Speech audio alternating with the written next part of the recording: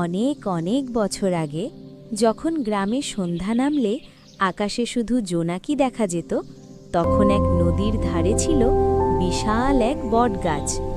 সেই গাছের নিচে থাকতেন বৃদ্ধ সাধু নীলকণ্ঠ। তার সঙ্গে ছিল শুধু একটি মাটির প্রদীপ। প্রতিদিন সূর্য ডোবার সঙ্গে সঙ্গে তিনি প্রদীপটি জ্বালাতেন। গ্রামের লোকেরা জিজ্ঞেস করত, বাবা একা থাকেন, আলো জ্বালান কেন? সাধু মৃদু হেসে বলতেন, পথ ভুলে কেউ এলে যেন অন্ধকারে না পড়ে। এক ঝড়ের রাতে নদী ফুলে উঠল, আকাশে বিদ্যুৎ, চারিদিকে অন্ধকার। হঠাৎ এক পথিক নৌকা ভেঙে তীরে উঠল, বিভ্রান্ত, ভীত। দূরে সে একটুখানি আলো দেখতে পেল, বটগাছের নিচে জ্বলতে থাকা প্রদীপ। সে আলোর দিকেই এগিয়ে এসে প্রাণে বাঁচল।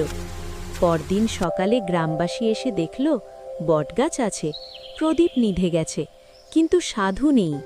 কেউ আর তাকে দেখেনি। লোকেরা বলে, আজও যদি গভীর রাতে কেউ পথ হারায়, বটগাছের নিচে নাকি একটুখানি আলো জ্বলে ওঠে। কথা, নীরব ভালো মানুষরা আলো জ্বালিয়ে